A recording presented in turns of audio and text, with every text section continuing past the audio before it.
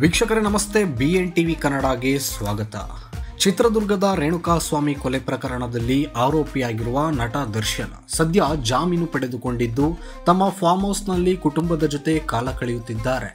ಜೈಲಿನಲ್ಲಿದ್ದಾಗಲೇ ಬೆನ್ನು ನೋವಿನಿಂದ ಬಳಲುತ್ತಿದ್ದ ಅವರು ಈಗ ಚಿಕಿತ್ಸೆ ಪಡೆಯುತ್ತಿದ್ದು ಚೇತರಿಸಿಕೊಳ್ಳುತ್ತಿದ್ದಾರೆ.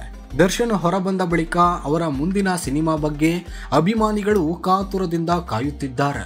ದರ್ಶನ್ ಸಂಪೂರ್ಣವಾಗಿ ಗುಣಮುಖರಾದ ಬಳಿಕ ಮೊದಲು ಡೆವಿಲ್ ಸಿನಿಮಾ ಶೂಟಿಂಗ್ ಮುಗಿಸುವ ಸಾಧ್ಯತೆ ಇದೆ. ಡೆವಿಲ್ ಶೂಟಿಂಗ್ ಅರ್ಧಕ್ಕೆ ನಿಂತಿದ್ದು ಚಿತ್ರತಂಡ ದರ್ಶನ್ ಗುಣಮುಖರಾಗಲು ಕಾಯುತ್ತಿದೆ.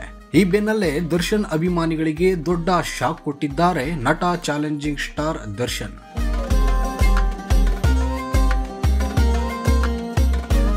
ಹೌದು, ದರ್ಶನ್ ಒಪ್ಪಿಕೊಂಡಿದ್ದ 2 ದೊಡ್ಡ ಸಿನಿಮಾಗಳನ್ನ ಕ್ಯಾನ್ಸಲ್ ಮಾಡಿದ್ದಾರೆ ಎನ್ನುವ ಸುದ್ದಿ ಈಗ ಹೊರಬಿದ್ದಿದೆ. ಮೂಲಗಳ ಪ್ರಕಾರ ಅವರು ಈಗಾಗಲೇ 2 ನಿರ್ಮಾಪಕರಿಂದ ಪಡೆದಿದ್ದ ಅಡ್ವಾನ್ಸ್ ಹಣವನ್ನ ವಾಪಸ್ ಕೊಟ್ಟಿದ್ದಾರೆ ಎಂದು ಹೇಳಲಾಗ್ತಾ ಇದೆ. ದರ್ಶನ್ ಪ್ರೇಮ್ ಸಿನಿಮಾ ಆಗಲ್ಲ. ದರ್ಶನ್ಗೆ ಸಾಕಷ್ಟು ಹೆಸರು ತಂದುಕೊಟ್ಟ ಸಿನಿಮಾ ಕರಿಯ. ಪ್ರೇಮ್ ನಿರ್ದೇಶನದ ಈ ಸಿನಿಮಾ ಸ್ಯಾಂಡಲ್ವುಡ್ನಲ್ಲಿ ಹೊಸ ದಾಖಲೆಯನ್ನೇ ಬರೆದಿತ್ತು. ಈ ಜೋಡಿ ಮತ್ತೊಮ್ಮೆ ಸಿನಿಮಾ ಮಾಡಲು ಮುಂದಾಗಿತ್ತು. KVN ಪ್ರೊಡಕ್ಷನ್ ಈ ಜೋಡಿಯ ಸಿನಿಮಾಗೆ ಬಂಡವಾಳ ಹಾಕಲು ಮುಂದೆ ಬಂದಿತ್ತು. ಸಿನಿಮಾದ ಫಸ್ಟ್ ಲುಕ್ ಕೂಡ ಬಿಡುಗಡೆಯಾಗಿತ್ತು.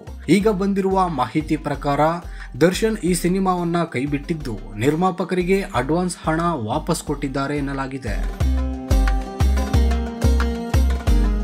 ಕರಿಯ ಸಿನಿಮಾ ಮಾಡಿದ್ದ ಈ ಜೋಡಿ ಸಿನಿಮಾ ಕನ್ನಡ ಇಂಡಸ್ಟ್ರಿಯಲ್ಲಿ ಹೊಸ ದಾಖಲೆ ಬರೆಯುತ್ತದೆ ಎಂದು ಅಭಿಮಾನಿಗಳು ಅತಿ ಹೆಚ್ಚು ನಿರೀಕ್ಷೆಯನ್ನ ಇಟ್ಟುಕೊಂಡಿದ್ರು. ಆದರೆ ದರ್ಶನ್ ಇದೀಗ ಈ ಸಿನಿಮಾವನ್ನೇ ಕೈಬಿಟ್ಟಿದ್ದಾರೆ ಎನ್ನಲಾಗಿದ್ದು ಅಭಿಮಾನಿಗಳು ನಿರಾಸೆಗೊಂಡಿದ್ದಾರೆ.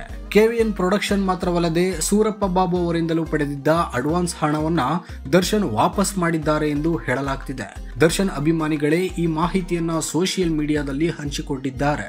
ಸೂರಪ್ಪ ಬಾಬು ಜೊತೆಗಿನ ಸಿನಿಮಾ ಕೈಬಿಟ್ಟಿದ್ದು ಬೇಸರ ತರದೇ ಇದ್ರೂ ಕೂಡ ಪ್ರೇಮ್ ಜೊತೆಗಿನ ಸಿನಿಮಾ ಮಾಡಲೇಬೇಕು ಎಂದು ಅಭಿಮಾನಿಗಳು ಮನವಿ ಮಾಡಿದ್ದಾರೆ.